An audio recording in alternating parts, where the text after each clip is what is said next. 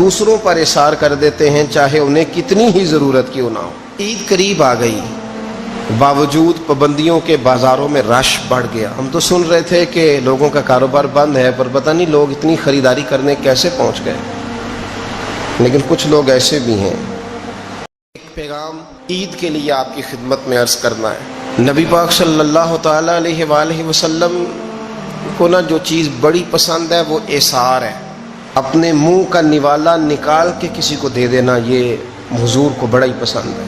قربانی کرنا، ایثار کرنا، ضرورت ہوتے ہوئے کسی کی مدد کرنا۔ قرآن مجید آپ پڑھیں نا تو صحابہ کی تعریف قرآن نے بیان کی، فرمایا وَيُؤْثِرُونَ عَلَىٰ أَنفُسِهِمْ وَلَوْ كَانَ بِهِمْ خَصَاصَةٌ، فرمایا وہ دوسروں پر اثار کر دیتے ہیں چاہے انہیں کتنی ہی ضرورت کیوں نہ ہو۔ عید قریب آ گئی، باوجود پابندیوں کے بازاروں میں رش بڑھ گیا۔ ہم تو سن رہے تھے کہ لوگوں کا کاروبار بند ہے، پر پتہ نہیں لوگ اتنی خریداری کرنے کیسے پہنچ گئے، لیکن کچھ لوگ ایسے بھی ہیں جن سے میں نے دبے لفظوں میں پوچھا کہ سوٹ سلوا لیا ہے، تو انہوں نے جب یہ کہا نا کہ دکانیں ہی نہیں صحیح طریقے سے کھلی، تو وہ نا ان کی جھکی جھکی آنکھیں بتاتی تھیں کہ دکان پہ جانے کے پیسے کوئی نہیں پاس۔ ایک شاعر تھا تو وہ کہتا ہے کہ میں کھلونوں کی دکان کے پاس سے گزرا، میں بھی ساتھ تھا، میرا بیٹا بھی اور میرا پوتا بھی۔ تو میرا پوتا ضد کرنے لگا کہ کھلونا لینا ہے، تو میرے بیٹے نے بڑا سمجھایا نہیں لینا نہیں لینا، پر بچے نے ضد نہیں چھوڑی، باپ نے مارا بھی ڈانٹا بھی، پر اس نے کہا نہیں میں نے کھلونا لینا ہے۔ تو جب میرا بیٹا نہیں مان رہا تھا تو میں نے پھر اس کو کہا، میں مثال دے رہا ہوں، پس منظر کچھ یوں بنا ہوگا۔ اس نے کہا کہ تم کھلونے کی دکانوں کے پاس سے کیوں گزرے، یہ بچے کی ضد ہے، یہ سمجھوتا نہیں کرتی، یہ بچوں کی ضد ہے، یہ سمجھوتا۔ اور وہ آج بھی دوپہر میں بچوں کو سلا دیتی ہے اس ڈر سے کہ گلی میں پھر کہیں کھلونے بیچنے والا نہ آ جائے۔ صرف میری گزارش اتنی ہے کہ 3 جوڑے بنوانے والا 1 بنوا لے، اور تھوڑا تھوڑا نا ایثار کا جذبہ، غریبوں کا عید پر خصوصی خیال۔ امیروں نے سارا مہینہ گوشت کھایا ہے اور بڑا دب کے کھایا ہے۔ جو نبی پاک کی امت سے پیار کرے نا، رسول پاک اس سے بڑا پیار کرتے ہیں۔ اس طرح کرنا، عید پہ گوشت کا آرڈر دینا، لیکن ایک دن اپنے گھر پکا لینا، اور کوشش کرنا کہ دائیں بائیں جہاں گوشت نہیں نہ جاتا تھوڑا تھوڑا وہاں بھی صرف چھوٹے چھوٹے خرچے اپنے کم کر کے، تو وہ پھر بھی جیب میں نہیں رکھنے، وہ تھوڑا سا نا اظہار اس عید پہ بڑا ضروری ہو گیا ہے۔ ہاں کچھ ہیں ایسے ہی گھر، آپ یقین کریں گاؤں میں پھر بھی کچھ لوگ ایسے ہیں جو خیال کر لیتے ہیں۔ شہروں میں چونکہ ہم ایک دوسرے کا حال بھی نہیں پوچھتے، آج بھی گاؤں میں کچھ کچے مکانوں والے اپنے ہمسائے کے گھر فاقہ نہیں ہونے دیتے۔ تھوڑی تھوڑی یہ اپیل ہے، میری خاص اپیل ہے، یاد رکھنا تھوڑا سا۔ میرا ایک دوست سے بڑا ہی پیار ہے، بڑا ہی، مجھے بڑی محبت ہے، میں کچھ ضروری تو نہیں ہر بندے کے منہ پہ کہا جائے۔ ان کی بیٹیاں کام کرتی ہیں، مجھے ایک صبح انہوں نے بتایا کہ بچیاں کام پہ جاتی ہے، تو میں فجر کے بعد سوتا ہوں، اس دن میں سو نہیں سکا، بڑا میں اذیت میں آ گیا۔ میں نے کہا کہ بیٹیاں تو میری بھی ہیں نا، تو اس لیے یہ تھوڑا سا نا مہربانی کریں، خدا را تھوڑا سا نا امت کا درد بھی محسوس کریں۔ بڑی بڑی سوسائٹیاں تو تھوڑی ہیں، زیادہ لوگ تو ابھی بھی کچے مکانوں میں ہیں، تو مہربانی کریں تھوڑا سا ان لوگوں کا اس عید پہ ضرور خیال کریں۔ آج 21 رمضان کو میرے ابا جی فوت ہوئے تھے، آج کے دن، آج ان کو 19 سال ہو گئے۔ اب 19 سال پہلے میں کہاں تھا آپ سوچ سکتے ہیں۔ تو میں نے بڑے ان کے جانے کے بعد راتیں بھی دیکھی ہیں، اور میں نے ان کے جانے کے بعد بڑے کٹھن معاملات بھی دیکھے ہیں، تو میں نے یہ ذائقہ چکھا ہے، مجھے پتہ ہے کہ یہ جو غریبی کا اور یتیمی کا رنگ ہوتا ہے، اس کی اصل شکل کیا ہے، وہ میں نے اصل شکل دیکھی ہے، تو میں اس کے مد و جزر سے میں واقف ہوں، مجھے اس کا پتہ ہے۔ تو مہربانی فرمائیں، آپ سے میری یہ درد مندانہ اپیل ہے کہ تھوڑا تھوڑا دائیں بائیں ضرور توجہ کیجئے گا. رب کریم میری. نبی پاک علیہ السلام نے فرمایا جو بندہ جو کام کرتا دنیا سے جائے گا وہی کام کرتا ہوا اٹھایا بھی جائے گا. ایک بندہ شراب کے نشے میں مر گیا تھا، شراب زیادہ پی لی، پھیپھڑے کام کرنا چھوڑ گئے. یا رسول اللہ صلی اللہ علیہ وسلم یہ شراب میں مر گیا ہے. فرمایا معاذ اللہ قیامت میں اٹھے گا تو اس کے منہ سے شراب کی بدبو آ رہی ہے. مسلم شریف کی حدیث ہے، بخاری میں موجود ہے. ایک صحابی تھے، وہ حضور کے ساتھ میدان عرفات میں پہنچنے میں لیٹ ہو گئے. اپنی اونٹنی دوڑاتے ہوئے تیزی سے میدان عرفات میں پہنچے اور زبان پہ جاری تھا لبیک اللہم لبیک لبیک لا شریک لک لبیک ان الحمد والنعمت لک والملک لا شریک لک لبیک. یہ لبیک کہتے کہتے جا رہے، اچانک اونٹنی سے گرے، گردن کے بل انتقال ہو گیا. نبی پاک علیہ السلام نے فرمایا کفن نہ تو احرام میں ہی لاؤ. حضور نے جنازہ پڑھایا، فرمایا اسے دفن کر دو، یہ قیامت کے دن جب قبر سے اٹھے گا تو لبیک لبیک کہتا ہوا ہی اٹھے. جو بندہ جو کام کرتا دنیا سے جائے گا، بس ذہن بنا لو جو کرتا جائے گا. اس لیے ہمارے بزرگوں نے لکھا ہے کہ حضرت عمر نماز پڑھاتے ہوئے دنیا سے گئے تھے تو قبر سے نماز پڑھاتے نکلیں گے. حضرت بلال اذانیں پڑھتے گئے تو اذان پڑھتے ہوئے قبر سے نکلیں گے. حضرت عثمان غنی دنیا سے قرآن مجید کی تلاوت کر رہے تھے، جب شہید کیے گئے تو قبر سے نکلیں گے تو قرآن پڑھتے ہوئے نکلیں گے. اور فرمایا مدینے والے محبوب دنیا سے امت کو یاد کرتے ہوئے تشریف لے گئے تھے، جب مزار سے نکلیں گے تو امتی امتی کہتے ہوئے ہی نکلیں گے. ہر نظر کانپ اٹھے گی محشر کے دن، خوف سے ہر کلیجہ دہل جائے گا، پروڑ کر وہ کالی کملی آ جائیں گے، سارے محشر کا نقشہ بدل جائے گا. دیکھیں نا، ناراض نہ ہوئیے گا. تاجر تجارت کا ذکر گھنٹوں کرتا ہے تو تھکتا نہیں، سیاستدان سارا دن سیاست کی باتیں کرتے ہیں تو تھکتے نہیں. تو آپ قرآن پڑھتے ہوئے کیسے تھک جاتے ہیں؟ تسبیح نکالتے ہوئے کیسے تھک جاتے ہیں؟ درود شریف پڑھتے ہوئے. موت کے لیے تیاری کریں. آپ جو کام کرتے ہیں نا انشاءاللہ وہی کام کرتے ہوئے دنیا سے. اعلیٰ حضرت فاضل بریلوی رحمت اللہ تعالیٰ علیہ فرمایا کرتے تھے انشاءاللہ ساری زندگی حضور کے ترانے پڑھے ہیں، قیامت میں بھی ترانے پڑھتے ہی اٹھیں گے. میں اپنی حیاتی تو قربان تھی ماں، محمد محمد پکیندے گزر گئی، محمد محمد پکیندے گزر گئی، احد کولو احمد ملیندے گزر گئی. تو تیاری کریں، اسباب اس کے لیے بنائیں. آپ بخاری مسلم دیکھیے، حضرت سیدنا ابو بکر صدیق رضی اللہ تعالیٰ عنہ فرمانے لگے کہ جب ہم غار ثور میں تھے تو کافر جو تھے نا وہ بالکل غار کے قریب آ گئے. جن لوگوں نے غار ثور دیکھی ہوئی ہے وہ جانتے ہیں کہ اس جانب وہ سوراخ ہے غار ثور کا جہاں تک کافر آن پہنچے تھے. تو فرماتے ہیں کہ کافر بالکل قریب آ گئے. اب پوزیشن یہ بن گئی کہ ان کے پیر ہمیں نظر آنے لگے، بالکل سامنے کھڑے ہیں، وہ تلاش کرتے کرتے آ گئے. حضرت ابو بکر صدیق رضی اللہ تعالیٰ عنہ فرماتے ہیں میں نے بڑی پریشانی کے عالم میں عرض کی یا رسول اللہ صلی اللہ علیہ وسلم، اگر انہوں نے اپنے پیروں کی طرف دیکھا تو ہمیں پکڑ لیں گے، اگر انہوں نے اپنے پیر دیکھے تو وہ ہمیں چھوڑیں گے نہیں، پکڑ لیں گے. تو نبی پاک صلی اللہ تعالیٰ علیہ وسلم کا میں نے چہرہ دیکھا تو حضور کے چہرے پر پورا اطمینان تھا. میں نے بڑی پریشانی کے عالم میں عرض کی حضور وہ گرفتار کرنے والے پہنچ گئے، بالکل یعنی بالکل ہی پہنچ گئے حضور، یہ پیر آ گئے ان کے. یا رسول اللہ صلی اللہ علیہ وسلم اگر انہوں نے نیچے دیکھا تو ہمیں گرفتار کر لیں گے. قربان جاؤں مدینے والے محبوب کے توکل پر. نبی کریم نے ایک جملہ کہا، حضور بڑے اطمینان سے فرمانے لگے ابو بکر ان دو بندوں کے بارے میں تیرا کیا خیال ہے جن کے ساتھ تیسرا ان کا رب ہوا کرتا ہے؟ جن کے ساتھ تیسرا ان کا رب ہو تو ان کے بارے میں تیرا کیا خیال ہے؟ ان اللہ معانا، فرمایا بے شک اللہ ہمارے ساتھ ہے. تو اللہ کی ذات پر توکل، بھروسہ اس کے فضل پر، اس کے کرم پر. دیکھیں نا ہمارے ہاں بہت زیادہ بعض لوگ خوف کا شکار فطر کہا جاتا ہے، لیکن اسلام کے تہوار باقی قوموں کو یہ بتاتے ہیں کہ تہوار منائے کس طرح جاتے ہیں. تو سب سے پہلے تو یہ یاد رکھیں کہ اسلام کے اندر جب عید آتی ہے تو اس کا کوئی مقصد ہے، اور ہم نے عید کو کس طرح منانا ہے یہ سارا کچھ ہمارا دین ہمیں بتاتا ہے. پہلے تو آپ دیکھیں کہ عید مسلمان نے کس طرح منانی ہے. سویرے جب اس نے اٹھنا ہے تو اس نے فجر کی نماز کے بعد دوبارہ سے تیاری کرنی ہے، غسل کرنا ہے، صاف لباس پہننا ہے، خوشبو لگانی ہے، اور کرنا یہ ہے کہ نماز کے لیے جانا ہے۔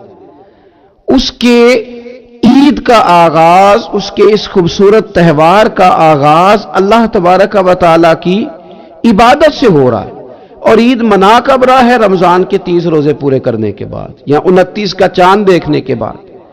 تو سب سے پہلے ہمیں یہ بتایا جا رہا ہے کہ جب تم عید مناؤ گے تو تم سجدہ شکر کے ساتھ مناؤ گے، اپنے رب کے ساتھ جوڑ کے مناؤ گے، اللہ تبارک و تعالیٰ کی عبادت کے ساتھ مناؤ گے۔ تو اس میں کوئی شور و غوغا نہیں، کوئی ریلیاں نہیں، کوئی جلوس نہیں، کوئی پٹاخے نہیں، کوئی گانا باجا نہیں، اللہ کی عبادت کے ساتھ بتایا جائے گا کہ تمہارا جو تہوار ہے وہ تہذیب کا، شائستگی کا، خوبصورتی کا، نظم و نسق کا ایک بہترین ذریعہ۔ تم بڑے راضی جب ہوگے تو پھر بھی تم اپنا ساری جھکاؤ گے رب کی بارگاہ میں، پھر بھی تم یہی کہو گے سبحان ربی العظیم، پھر بھی تم یہی کہو گے سبحان ربی الاعلی، پھر بھی تم اس کی بارگاہ میں جبین نیاز جھکاؤ گے کہ یہ جو تمہارے پاس عید کا دن آیا ہے یہ اجتماعیت کا دن ہے۔ آپ جب صف میں کھڑے ہوں گے نماز عید کے لیے تو کیا امیروں کی صفیں علیحدہ ہوں گی؟ غریبوں کی الگ ہوں گی؟ کیا پڑھے لکھوں کی الگ ہوں گی اور ان پڑھ لوگوں کی الگ ہوں گی؟ کیا قبیلوں کی الگ ہوں گی اور دوسرے قبیلے کی الگ ہوں گی؟ ایسا نہیں، ایک ہی صف میں کھڑے ہو گئے محمود و یاز، نہ کوئی بندہ رہا نہ کوئی بندہ نواز، صاحب و محتاج و غنی ایک ہوئے اور تیری سرکار میں پہنچے تو سبھی ایک ہوئے۔ اجتماعیت کا اظہار ہے، اجتماعیت کا عید کا پیغام، اجتماعیت کا اظہار۔ اور پھر نماز عید ختم ہوئی تو سب نے ایک دوسرے کو گلے لگایا، غریب نے امیر کو، امیر نے غریب کو، پہلے ایک صف میں نماز پڑھی پھر گلے لگایا، چھوٹے نے بڑے کو، بڑے نے چھوٹے کو، سب ایک دوسرے کے ساتھ محبت کا رشتہ قائم رکھنے لگے۔ تو عید نے دوسرا پیغام اجتماعیت کا دیا کہ تم اللہ تبارک و تعالیٰ کی توحید کے نام پر، تم رسول پاک صلی اللہ تعالی علیہ وسلم کی غلامی کے نام پر ایک ہو، ایک۔ ہزاروں قومیں وجود میں آئیں دہر میں خشک و تر کے رشتے سے، پر ہم نے بنیاد دوستی رکھی یاد خیر البشر کے رشتے سے۔ اور اقبال کہنے لگے اپنی ملت پر قیاس اقوام مغرب سے نہ کر، خاص ہے ترکیب میں قوم رسول ہاشمی۔ یہ جو نماز پڑھ رہے ہیں اور بعد میں گلے مل رہے ہیں، ان کا ایک ہی تعارف ہے کہ یہ رسول ہاشمی کی قوم ہے۔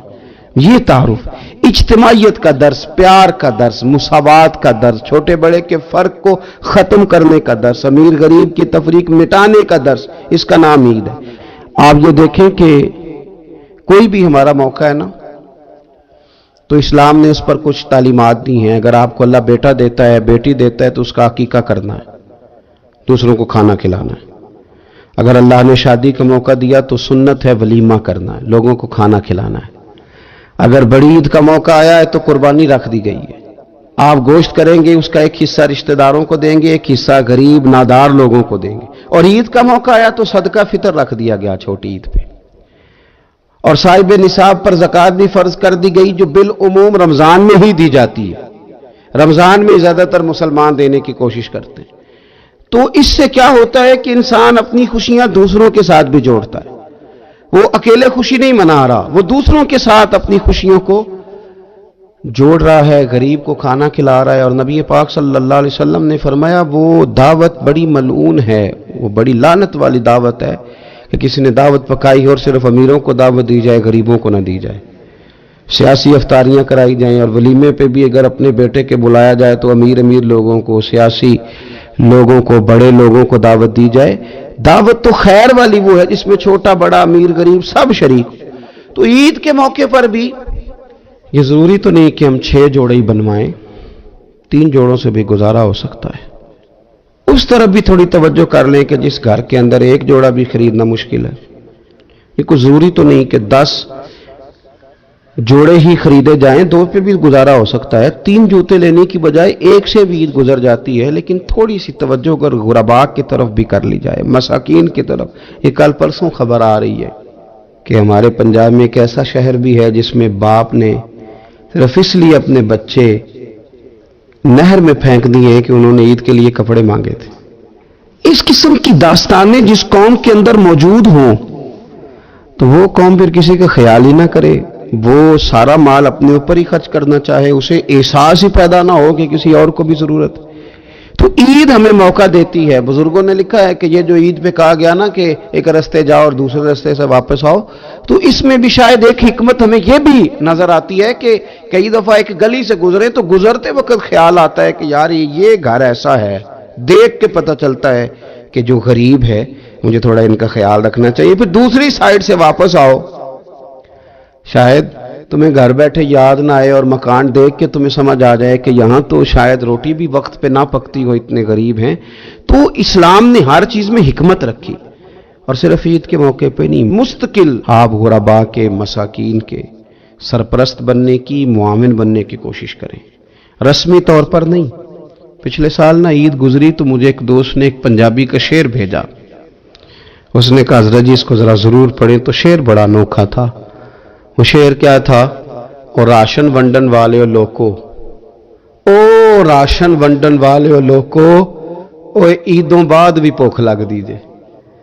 ईद के बाद भूल ही गए तुम। मुस्तकिल बुनियादों पर कोशिश करें कि आप मुआविन बने, गुरबा के, मसाकीन के, यतीमों के, इन लोगों की मदद करें। हजरत बशीर बिन उकबा रदी अल्लाह ताला अन्हु फरमाते हैं कि मेरे वालिद जंगे ओहद में शहीद हो गए थे और मैं एक कोने में खड़ा रो रहा था, तो नबी पाक सल्लल्लाहु ताला अलैहि वसल्लम ने मुझे दिलासा भी दिया, दस्त शफकत भी रखा।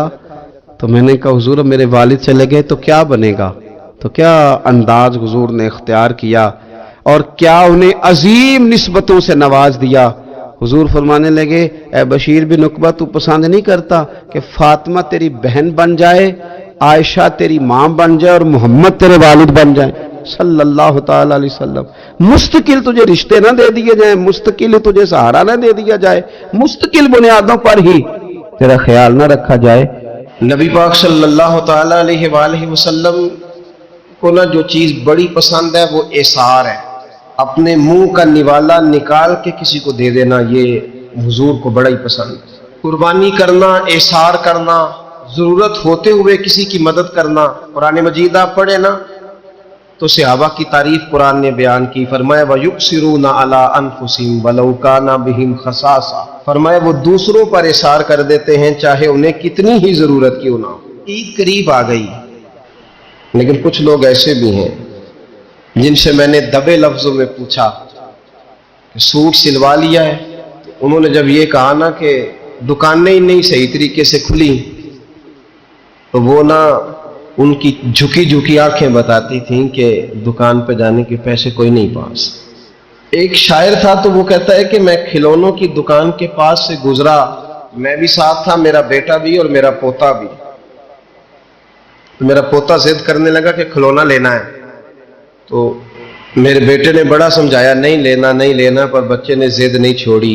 बाप ने मारा भी, डांटा भी, पर उसने कहा नहीं मैंने खिलौना लेना है। तो जब मेरा बेटा नहीं मान रहा था तो मैंने फिर उसको कहा, मैं मिसाल दे रहा हूं, पस मंजर कुछ यूं बना होगा। उसने कहा कि तुम खिलौने की दुकानों के पास से क्यों गुजरे? ये बच्चे की जिद है, ये समझौता नहीं करती। ये बच्चों की जिद है, ये समझौता। और वो आज भी दोपहर में बच्चों को सुला देती है इस डर से कि गली में फिर कहीं खिलौने बेचने वाला ना आ जाए। सिर्फ मेरी गुजारिश इतनी है कि 3 जोड़े बनवाले वाला 1 बनवा ले, और थोड़ा थोड़ा ना एसार का जज्बा, गरीबों का ईद पर खुसूसी ख्याल। अमीरों ने सारा महीना गोश्त खाया है और बड़ा दब के खाया। जो नबी पाक की उम्मत से प्यार करे ना, रसूल पाक उससे बड़ा प्यार करते हैं। इस तरह करना, ईद पे गोश्त का आर्डर देना, लेकिन एक दिन अपने घर पका लेना और कोशिश करना कि दाएं बाएं जहां गोश्त नहीं ना जाता, थोड़ा थोड़ा वहां भी सिर्फ छोटे छोटे खर्चे अपने कम करके, तो वो फिर भी जेब में नहीं रखने, वो थोड़ा सा ना इजहार इस ईद पे बड़ा जरूरी हो गया। हाँ कुछ है ऐसे ही खा। अब यकीन करें गांव में फिर भी कुछ लोग ऐसे हैं जो ख्याल कर लेते हैं। शहरों में चूंकि हम एक दूसरे का हाल भी नहीं पूछते, آج بھی گاؤں میں کچھ کچے مکانوں والے اپنے ہمسائے کے گھر فاقہ نہیں ہونے دیتے. تھوڑی تھوڑی یہ اپیل ہے، میری خاص اپیل ہے، یاد رکھنا. تھوڑا سا میرا ایک دوست سے بڑا ہی پیار ہے، بڑا ہی مجھے بڑی محبت ہے. میں ضروری تو نہیں ہر بندے کے منہ پہ کہا جائے. ان کی بیٹیاں کام کرتی ہیں. مجھے ایک صبح انہوں نے بتایا کہ بچیاں کام پہ جاتی ہیں تو میں فجر کے بعد سوتا ہوں. اس دن میں سو نہیں سکا، بڑا میں اذیت میں آ گیا. میں نے کہا کہ بیٹیاں تو میری بھی ہے نا، تو اس لیے یہ تھوڑا سا نا مہربانی کریں خدا را، تھوڑا سا نا امت کا درد بھی محسوس کریں. بڑی بڑی سوسائٹیاں تو تھوڑی ہیں، زیادہ لوگ تو ابھی بھی کچے مکانوں میں ہیں، تو مہربانی کریں تھوڑا سا ان لوگوں کا اس عید پہ ضرور خیال کریں. آج 21 رمضان کو میرے ابا جی فوت ہوئے تھے. آج کے دن آج ان کو 19 سال ہو گئے. اب 19 سال پہلے میں کہاں تھا آپ سوچ سکتے. تو میں نے بڑے ان کے جانے کے بعد راتیں بھی دیکھی ہیں، اور میں نے ان کے جانے کے بعد بڑے کٹھن معاملات بھی دیکھے ہیں. تو میں نے یہ ذائقہ چکھا ہے. مجھے پتا ہے کہ یہ جو غریبی کا اور یتیمی کا رنگ ہوتا ہے، اس کی اصل شکل کیا ہے وہ میں نے اصل شکل دیکھی ہے. تو میں اس کے مد و جزر سے میں واقف ہوں، مجھے اس کا پتہ ہے. تو مہربانی فرمائیں، آپ سے میری یہ درد مندانہ اپیل ہے کہ تھوڑا تھوڑا دائیں بائیں ضرور توجہ کیجئے گا. حضرت باجید بستامی فرمایا کرتے تھے، جس نے ہماری چپ سے کچھ نہیں سیکھا اس نے ہماری تقریر سے کیا سیکھنا ہے. اب تھوڑا سا نا اشاروں کی بولی بھی سمجھیں. اب تھوڑا سا یہ بھی ہو کہ بس بات پوری ہونے نہ پائے اور انسان کی رغبت عمل کی طرف بڑھ جائے. یہ مزاج ہمیں دیا ہے. اب تو بھائی آ جائیں آپ، صبح بھی تقریر کر دیں، دوپہر کو بھی تقریر کر دیں، شام کو بھی تقریر کر دیں. تو پھر یہ بھی ہوتا ہے کہ جناب وہ بیان آپ نے جو سنایا تھا نا وہ ذرا دوبارہ سنا دیں. تو میں کہتا ہوں پہلے سننے پر عمل ہو گیا تو نہ کریں. اب ہمیں تھوڑی باتیں سیکھ کر ان پر عمل کرنا ہے اور آگے بڑھنا ہے. بڑی سادی بات میرے ابا جی بتایا کرتے تھے. والد صاحب کہتے ہیں کہ ایک دیہاتی بندہ نا چلا گیا وہ کسی مولوی صاحب کی تقریر سننے. تو اس زمانے میں آپ کو پتہ ہے یہ واش روم کا مروجہ نظام نہیں ہوتا تھا، تو لوگ کھیتوں میں دوسری جگہوں پہ پیشاب کے لیے جاتے تھے. تو مولانا نے ایک احتیاط بیان کی. وہ کہنے لگے کہ پیشاب سخت جگہ پہ نہ کرو، زمین پہ بیٹھ کر، ورنہ پیشاب کے چینٹے اڑیں گے، کپڑوں پہ پڑیں گے، اور حدیث میں سخت حکم ہے اس مسئلے. تو کوئی نرم جگہ ہو ایسی جہاں پیشاب کریں چینٹے نہ اڑیں. وہ بندہ عمل کرنے والا تھا نا، اس نے میری تقریر سن کے سر دھن کے جانا نہیں تھا. اس نے اتنی ساری ریت لے لی، کپڑے میں باندھ لی، اور وہ اس نے کندھے پہ رکھی ہوئی ہے. جہاں پیشاب کا وقت آتا پہلے ریت بچھاتا، پھر پیشاب کرتا تاکہ میرے کپڑوں پہ نہ پڑے. ایک صاحب نے اسے کہا کوئی ہفتے بعد چلو بیان سننے چلیں. تو کہنے لگا میں پہلے پہ عمل کر لوں، یہی بڑا ہے.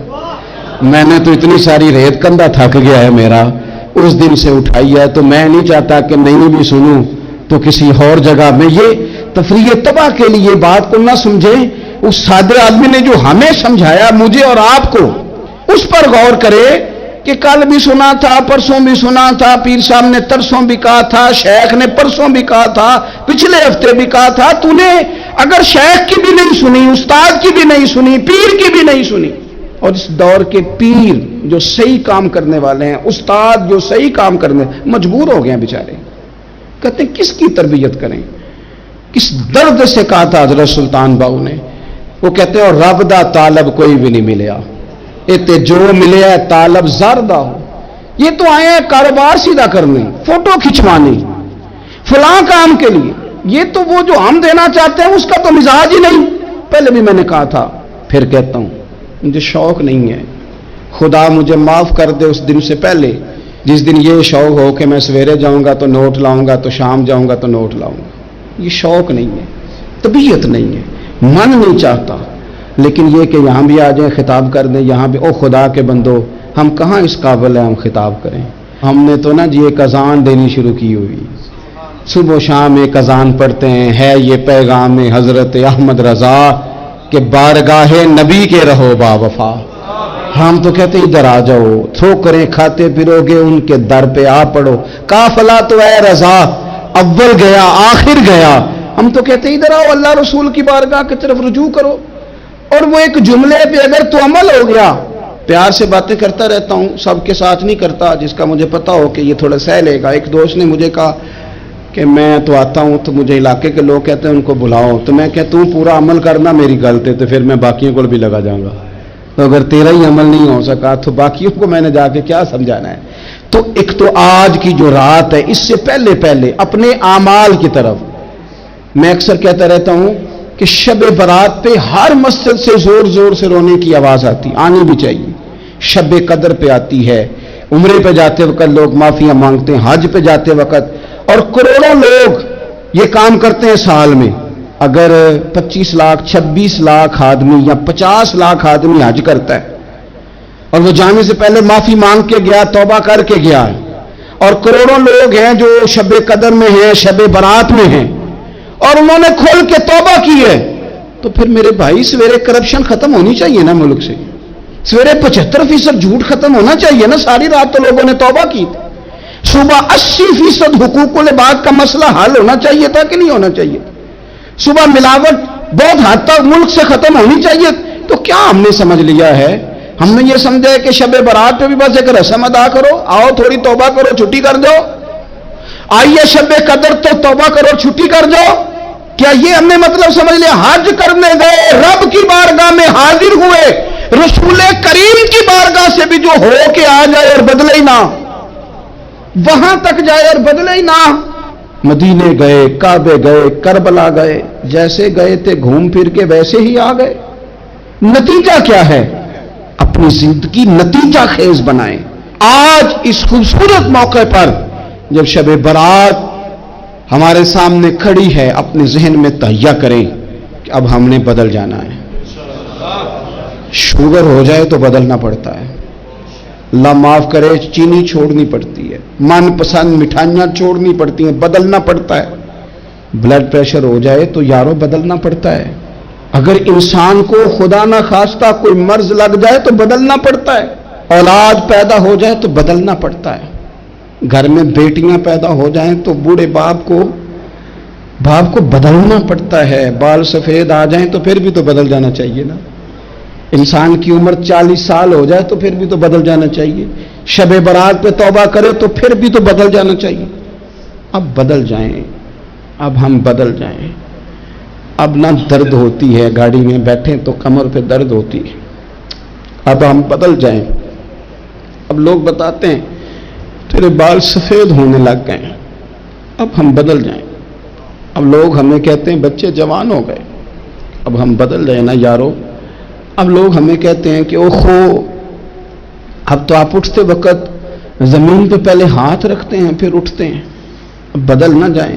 اب محسوس ہوتا ہے کہ نیند گہری نہیں آتی، اب محسوس ہوتا ہے کہیں کہیں جسم میں تکلیف ہے. اب بدل نہ جائیں. اب نہ کئی کلاس فیلو چلے گئے دنیا چھوڑ کے، بدل نہ جائیں. اپنے بہن بھائیوں میں سے کئیوں کا جنازہ پڑا، بدل نہ جائیں. ہم میں سے کئیوں نے ماں باپ دفن کر دیے، پھول ڈال دیے قبروں پہ. اب بدل جائیں. اب وقت تھوڑا رہ گیا، اب کچھ تبدیلی کی طرف آئیں. اب توبہ صحیح والی کر لیں، اب استغفار دل سے پڑھ لیں. اب تبدیل ہو جائیں. اب اپنے اندر باہر کچھ تبدیلیاں لائیں. اب اپنے ظاہر اور باطن کو سنواریں. اب اللہ رسول کی بارگاہ میں جانا ہے نا تو کوئی ایسا نہ ہو شرم آئے حضور کے سامنے کھڑے ہوتے، حیا آئے نبی کریم کی بارگاہ میں کھڑے ہوتے. اب کچھ تبدیلی لائیں. آج ارادہ کریں کہ آج جو توبہ کریں گے وہ صحیح والی کریں گے. آج جو وہاں استغفار کریں گے اللہ کے حضور حاضر ہو کے تو وہ صحیح والا کریں گے. اب کچھ تبدیلی کا مزاج لائیں. اور پھر ایک اور بات بھی عرض کروں، ہمارے ذاتی تعلقات سارے دھوکہ ہیں. ہماری جیبوں میں مال سارا دھوکہ ہے. ہمارے بلند و باغ دعوے سارے دھوکہ ہیں. ہمارے بڑے بڑے رتبے سارے دھوکہ ہیں. بڑے تعلقات تھے بیٹے کے، پر ماں بیمار تھی تو اسے صحت تو نہیں تعلقات کی وجہ سے مل سکی. بڑے تعلقات تھے نا بیٹے کے، لیکن جب بیماری زور پکڑ گئی تو پھر کیا کر سکا کوئی. بڑے تعلقات تھے، بڑا پیسہ تھا جیب میں، بڑا کچھ تھا، لیکن جب جناب اسرائیل آئے تو پھر کوئی کچھ بھی نہ کر سکا، پھر اپنے رہ گئے اور جس کو جانا تھا وہ سب چلے گئے۔ تو یہ جتنی چیزیں ہیں نا، یہ کچھ نہیں ہے، یہ دھوکہ ہے۔ سچ صرف اللہ رسول کی ذات ہے، حقیقت صرف دین ہے، اصل صرف وہ بارگاہیں ہیں۔ دھوکے میں نہ زندہ رہو، چھوڑ دو یہ بات کرنی کہ بڑے تعلقات ہیں، چھوڑ دو یہ بات کرنی کہ بڑا پیسہ ہے، چھوڑ دو یہ بات کرنی کہ برادری قبیلے علاقے میں بڑا، اور کچھ بھی نہیں ہے۔ کل من علیہ فان، ہوئے نامور بے نشاں کیسے کیسے، دیکھو زمین کھا گئی، نوجوان کیسے کیسے۔ میں مولانا نورانی کی قبر پہ کھڑا تھا تو میں کہہ رہا تھا مقدور ہو تو خاک سے پوچھوں کہ اے لئیم تو نے وہ گنج ہائے گرا مایا کیا کیے، اتنے بڑے لوگ تو لے گئی، اتنے بڑے لوگ، اتنے بڑے لوگ قبروں میں کدھر گئے؟ سلطان محمود غزنوی کہاں ہیں؟ شہاب الدین غوری کہاں ہیں؟ وہ لوگ جو میدانوں میں آ کے صرف ان کا نام لیا جاتا تھا تو دنیا کانپ جاتی تھی، وہ کہاں گئے؟ اٹھ گئے سب لوگ، چلے گئے، ختم ہو گیا معاملہ۔ وقت اب ہماری طرف بڑھ رہا ہے، اب تیزی ہے، اب پیغام اجل آیا، کئی ہمارے ارد گرد سے اٹھا کے لے گیا، اب ہمیں بھی تو واپس لوٹنا ہے نا، تو کچھ تیاری کر لیں، کچھ ارادہ کر لیں، اور بارگاہ رب رسول کی اس طرح کی ہے کہ بس جانے کی دیر ہے، بس صرف جانے کی دیر ہے، صرف جانے کی۔ اور اللہ رسول کی بارگاہ دوستو وہ والی ہے کہ جہاں نا زیادہ منت بھی نہیں کرنی پڑتی۔ وہ جو 4-5 لوگ تھے نا مکہ مکرمہ میں، انہوں نے بہت ہی اسلام کی مخالفت کی حد کر دی تھی، ان کے لیے حکم ہوا تھا جہاں ملے قتل کر دو۔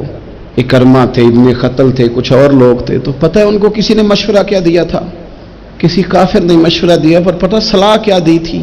اس نے کہا تھا تم نے بڑی زیادتیاں کی ہیں، بڑے بے ادب ہو، کسی صحابی کے قابو نہ آنا، مار دیے جاؤ گے، اپنی خطاؤں کے سبب سے تم مار دیے جاؤ گے، لیکن اگر کسی طریقے چھپتے چھپاتے رسول پاک کی بارگاہ میں پہنچ جاؤ نا، اگر وہاں کسی طریقے چلے جاؤ۔ ہم نے پوچھا معافی کیسے مانگیں گے، منہ کیسے دکھائیں گے، ہم نے اتنے ظلم کیے، اتنی زیادتیاں کی، کیسے معافی مانگیں گے؟ تو کہنے والے نے کہا کہ نہیں کچھ نہیں، تم بس کہہ دینا ہم آ گئے، اس سے زیادہ تو بات ہی کوئی نہیں، اتنا ہی تو صرف کہنا ہے آ گئے، اور نہ آتے تو جاتے بھی کہتے، بس تم اتنا کہہ دینا ان لبدا اذا طرفا ثم تابا تاب اللہ علیہ۔ نبی کریم علیہ السلام نے فرمایا بندہ جب آ کے کہتا ہے نا یا اللہ میں بھول گیا تھا، غلطی ہو گئی، ان لبدا اذا طرفا، مان جو گیا ہوں، مان جو گیا، غلطی ہو گئی، جب کہتا ہے نا میں بھول گیا، ثم تابا، پھر وہ توبہ کرتا، تاب اللہ علیہ۔ پسند ہے قربانی کرنا، احسار کرنا، ضرورت ہوتے ہوئے کسی کی مدد کرنا۔ قرآن مجید آپ پڑھے نا تو صحابہ کی تعریف قرآن نے بیان کی، فرمایا وَيُؤْثِرُونَ عَلَىٰ أَنفُسِهِمْ وَلَوْ كَانَ بِهِمْ خَصَاصَةٌ، فرمایا وہ دوسروں پر احسار کر دیتے ہیں چاہے انہیں کتنی ہی ضرورت کیوں نہ ہو۔ عید قریب آ گئی، باوجود پابندیوں کے بازاروں میں رش بڑھ گیا۔ ہم تو سن رہے تھے کہ لوگوں کا کاروبار بند ہے، پر پتہ نہیں لوگ اتنی خریداری کرنے کیسے پہنچ گئے۔ لیکن کچھ لوگ ایسے بھی ہیں جن سے میں نے دبے لفظوں میں پوچھا کہ سوٹ سلوا لیا ہے، تو انہوں نے جب یہ کہا نا کہ دکانیں ہی نہیں صحیح طریقے سے کھلی، تو وہ نا ان کی جھکی جھکی آنکھیں بتاتی تھیں کہ دکان پہ جانے کے پیسے کوئی نہیں پاس۔ ایک شاعر تھا تو وہ کہتا ہے کہ میں کھلونوں کی دکان کے پاس سے گزرا، میں بھی ساتھ تھا، میرا بیٹا بھی اور میرا پوتا بھی۔ تو میرا پوتا ضد کرنے لگا کہ کھلونا لینا ہے، تو میرے بیٹے نے بڑا سمجھایا نہیں لینا نہیں لینا، پر بچے نے ضد نہیں چھوڑی، باپ نے مارا بھی ڈانٹا بھی، پر اس نے کہا نہیں میں نے کھلونا لینا ہے۔ تو جب میرا بیٹا نہیں مان رہا تھا تو میں نے پھر اس کو کہا، میں مثال دے رہا ہوں، پس منظر کچھ یوں بنا ہوگا۔ اس نے کہا کہ تم کھلونے کی دکانوں کے پاس سے کیوں گزرے؟ یہ بچے کی ضد ہے، یہ سمجھوتا نہیں کرتی، یہ بچوں کی ضد ہے، یہ سمجھوتا۔ اور وہ آج بھی دوپہر میں بچوں کو سلا دیتی ہے اس ڈر سے کہ گلی میں پھر کہیں کھلونے بیچنے والا نہ آ جائے۔ صرف میری گزارش اتنی ہے کہ 3 जोड़े बनवाने वाला एक बनवा ले, और थोड़ा थोड़ा ना एसार का जज्बा, गरीबों का ईद पर खुसूसी ख्याल। अमीरों ने सारा महीना गोश्त खाया है और बड़ा दब के खाया है। जो नबी पाक की उम्मत से प्यार करे ना, रसूल पाक उससे बड़ा प्यार करते हैं। इस तरह करना, ईद पे गोश्त का आर्डर देना, लेकिन एक दिन अपने घर पका लेना और कोशिश करना कि दाएं बाएं जहां गोश्त नहीं ना जाता, थोड़ा थोड़ा वहां भी सिर्फ छोटे छोटे खर्चे अपने कम करके, तो वो फिर भी जेब में नहीं रखने, वो थोड़ा सा ना एसार इस ईद पे बड़ा जरूरी हो गया है। हाँ, कुछ हैं ऐसे ही घर, आप यकीन करें गांव में फिर भी कुछ लोग ऐसे हैं जो ख्याल कर लेते हैं। शहरों में चूंकि हम एक दूसरे का हाल भी नहीं पूछते, आज भी गांव में कुछ कच्चे मकानों वाले अपने हमसाए के घर फाका नहीं होने देते। थोड़ी थोड़ी ये अपील है, मेरी खास अपील है, याद रखना। थोड़ा सा, मेरा एक दोस्त से बड़ा ही प्यार है, बड़ा ही, मुझे बड़ी मोहब्बत है। मैं, जरूरी तो नहीं हर बंदे के मुंह पे कहा जाए। उनकी बेटियां काम करती हैं।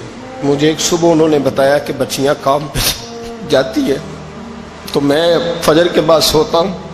उस दिन मैं सो नहीं सका, बड़ा मैं अजियत में आ गया। मैंने कहा कि बेटियां तो मेरी भी है ना, तो इसलिए ये थोड़ा सा ना मेहरबानी करें खुदारा, थोड़ा सा ना उम्मत का दर्द भी महसूस करें। बड़ी बड़ी सोसाइटियां तो थोड़ी हैं, ज्यादा लोग तो अभी भी कच्चे मकानों में हैं, तो मेहरबानी करें थोड़ा सा इन लोगों का इस ईद पे जरूर ख्याल करें। आज 21 रमजान को मेरे अब्बा जी फौत हुए थे, आज के दिन, आज उनको 19 साल हो गए। अब 19 साल पहले मैं कहाँ था, आप सोच सकते हैं। तो मैंने बड़े उनके जाने के बाद रातें भी देखी हैं, और मैंने उनके जाने के बाद बड़े कठिन मामलात भी देखे हैं। तो मैंने ये जायका चखा है, मुझे पता है कि ये जो गरीबी का और यतीमी का रंग होता है, इसकी असल शक्ल क्या है, वो मैंने असल शक्ल देखी है। तो मैं इसके मद्दोजर से मैं वाकिफ हूँ, मुझे इसका पता है। तो मेहरबानी फरमाएं, आपसे मेरी ये दर्दमंदाना अपील है कि थोड़ा थोड़ा दाएं बाएं जरूर तवज्जो कीजिएगा। रब करीम मेरी।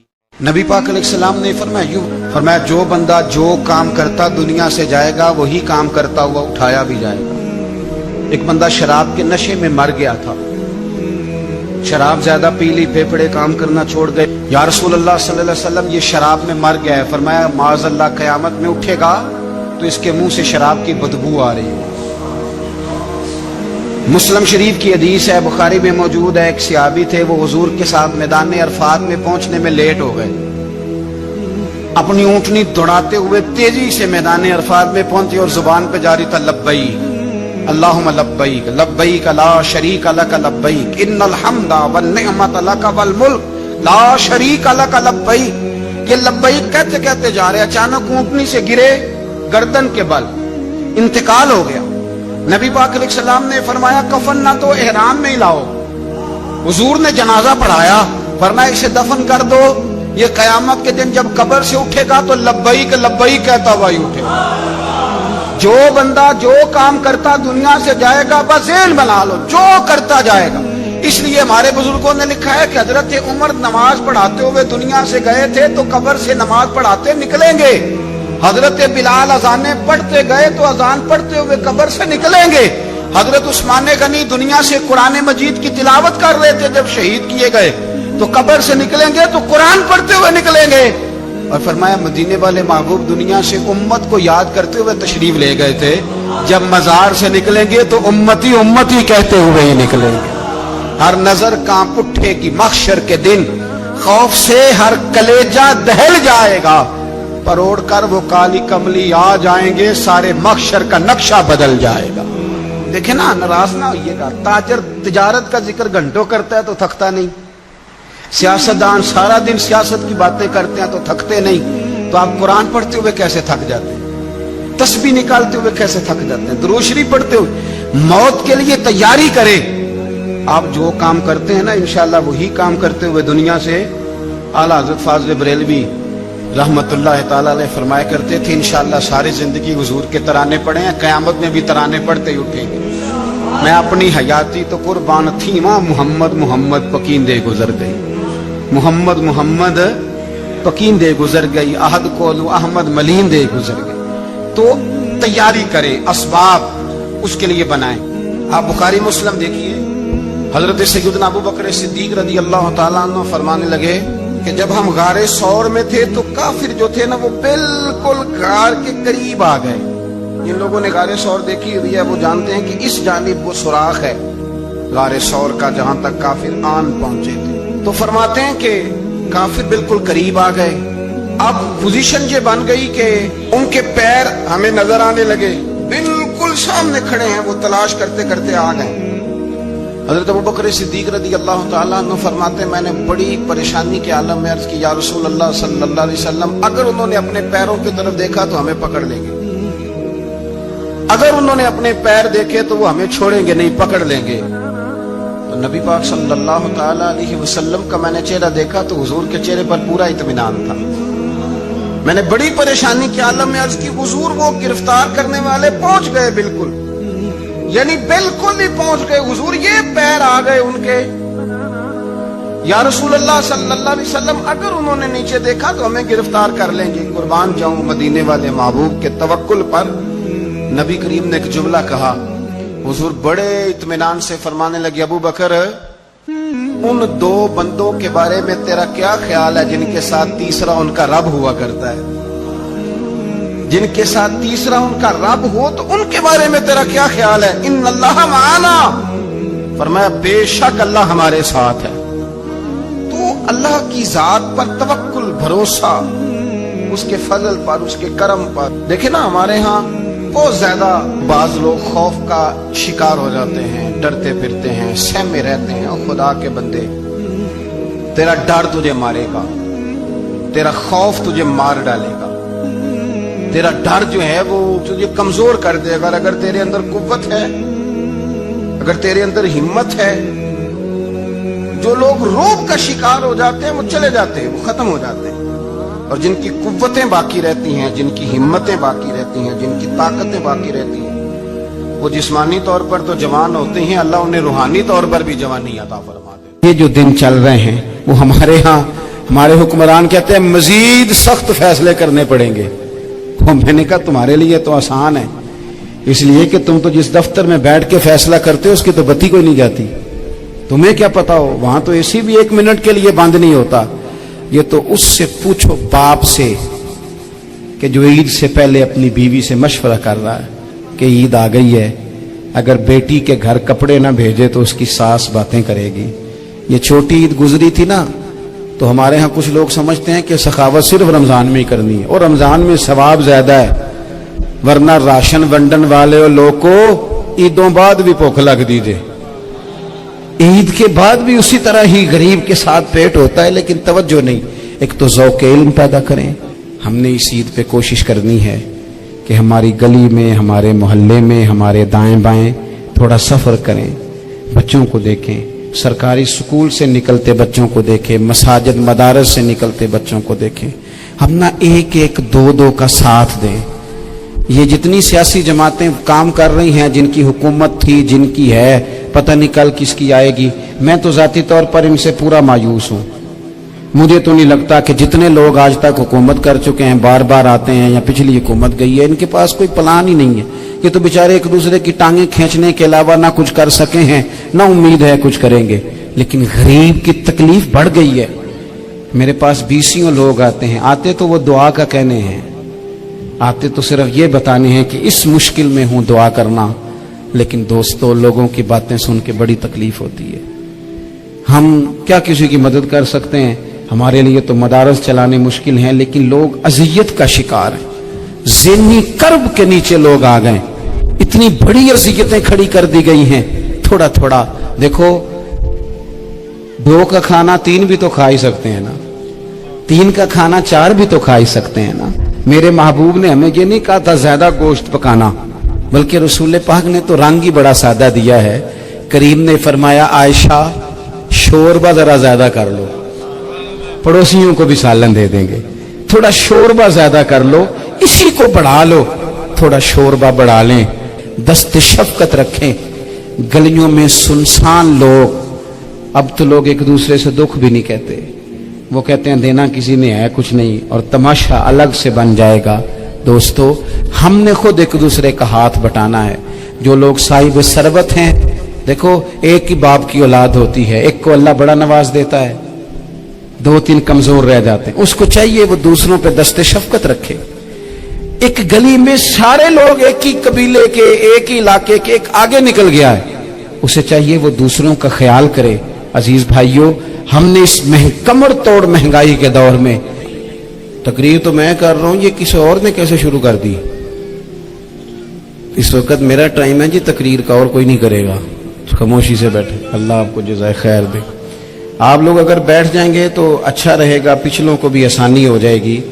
پیچھے آپ کے لوگ تکلیف میں ہیں، نہیں پیچھے دیکھنے کو نہیں کہا، بیٹھنے کو کہا، اگر آسانی سے بیٹھ سکیں اللہ آپ کو جزائے خیر عطا فرمائے۔